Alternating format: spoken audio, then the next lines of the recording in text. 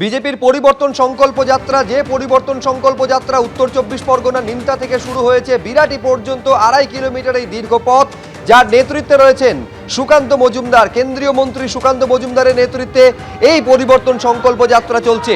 আমি এই মুহূর্তের ছবিটা জানবো সরাসরি, শিবাশিস মৌলিক আমাদের সঙ্গে রয়েছেন। দেখাও একবার ছবিটা শিবাশিস। সুব্রজিৎ, এই মুহূর্তে আমরা বিরাটি ঢুকছি, একদম নিমতা থেকে এই মিছিল শুরু হয়েছে পরিবর্তন যাত্রা। একেবারে জয় শ্রীরাম স্লোগান তুলে আমরা দেখতে পাচ্ছি বিজেপির পক্ষ থেকে, বিজেপির উত্তর শহরতলি জেলার ডাকে এই পরিবর্তন সংকল্প যাত্রা। এই পরিবর্তন যাত্রার পুরোভাগে রয়েছেন কেন্দ্রীয় প্রতিমন্ত্রী সুকান্ত মজুমদার এবং মহাজাতি নগরে সভা করে এই পরিবর্তন যাত্রা তারা আজকে শেষ করবেন। সেই পথসভা থেকে বিরাটির মানুষকে এই পরিবর্তনের বার্তা দেবেন সুকান্ত মজুমদার। যে ছবি দেখা যাচ্ছে, ভারতীয় জনতা পার্টির পরিবর্তন যাত্রা মহাজাতি নগর ময়দানে তারা সভা করবেন। কলকাতা উত্তর শহরতলি জেলা, সেই জেলার ডাকে আজকের এই পরিবর্তন যাত্রা।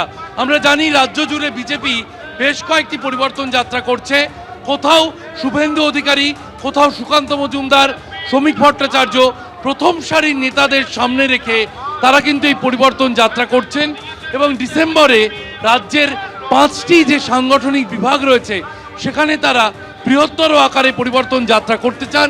তার জন্য কিন্তু এই ছোট ছোট যে পরিবর্তন যাত্রাগুলি, এই আজকের যে মিছিল, সেই মিছিল কিন্তু 2.5 কিলোমিটার পথ পাড়ি দিচ্ছেন কেন্দ্রীয় প্রতিমন্ত্রী সুকান্ত মজুমদার।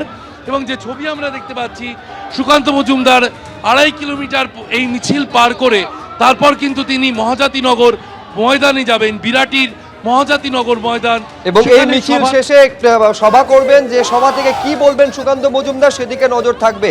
শিবাশিস বলছিল যে বিভিন্ন জায়গায় এই পরিবর্তন যাত্রা বিজেপির তরফে সংগঠিত করা হচ্ছে, যেখানে নেতৃত্ব দিচ্ছেন বিজেপির শীর্ষ নেতৃত্ব। অন্তত 3টি জায়গায় আজকে একসঙ্গে পরিবর্তন যাত্রা হয়েছে। একদিকে কোচবিহারের চাংড়াবান্ধা, অন্যদিকে আসানসোল, এবং এই যে ছবি সরাসরি আপনারা দেখতে পাচ্ছেন উত্তর 24 পরগনার নিমতা, যেখানে সুকান্ত মজুমদার তিনি পরিবর্তন যাত্রা করছেন। মিছিলের আরেকটা অংশ থেকে আমাদের প্রতিনিধি সমীরণ পাল রয়েছেন। আমি সমীরণ, তুমি যে অংশে রয়েছে একবার দেখাও সেই অংশের ছবিটা। ঠিক কতক্ষণ পর সুকান্ত মজুমদার মঞ্চে উঠে তারপরে বক্তব্য রাখবেন? একেবারে সুব্রজিৎ, মিছিল প্রায় একেবারে শেষ পর্যায়ে পৌঁছে গেছে। প্রবীর তোমাকে ছবিটা দেখাচ্ছে যে কলাবাগানের কাছে মিছিল পৌঁছে গেছে এবং বিরাটির মহাজাতিনগরে আজকে মিছিল শেষ হবে। কথা বলে নেবো সুকান্তদার সাথে। আজকের যে মিছিল, এই যে পরিবর্তন যাত্রা জায়গায় জায়গায়, এর উদ্দেশ্য? দেখুন, এর উদ্দেশ্য বাংলার মানুষের জীবনের মৌলিক পরিবর্তন আনা।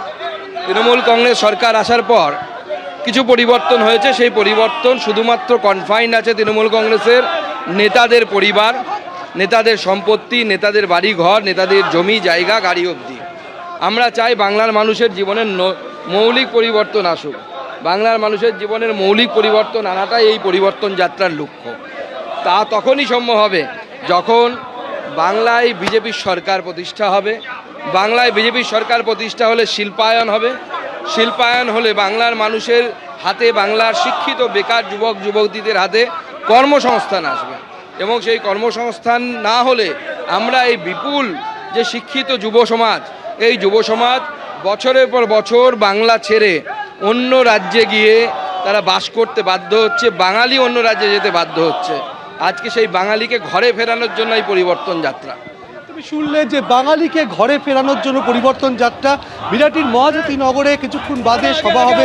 প্রবীর তোমাকে ছবিটা দেখাচ্ছে যে মিছিলে অগণিত বিজেপির কর্মী সমর্থক পা মিলিয়েছেন। কলকাতা উত্তর শহরতলি সাংগঠনিক জেলা বিজেপির মিছিল, সঙ্গে রয়েছেন সভাপতি চণ্ডীচরণ রায় এবং অন্যান্য বিজেপি নেতৃত্ব। এবং সেই পরিবর্তন হলে রাজ্যে কী পরিস্থিতি হবে, শিল্প হবে, আরও উন্নয়ন হবে, সেই বার্তাই মহাজাতিনগরের যে সভায় তিনি দেবেন। এবং এই রাজ্য জুড়ে যে পরিবর্তন যাত্রা চলছে, সেই পরিবর্তন যাত্রার অঙ্গ হিসাবে আজকে নিমতা থানা থেকে এমপি রোড ধরে সেই পদযাত্রা শুরু হয়েছে। একেবারে 2.5 কিলোমিটারের এই পদযাত্রা শেষের মুখে, এবং এই পদযাত্রা শেষে কি বলবেন সুকান্ত মজুমদার তার বক্তব্যে সেদিকে নজর থাকবে।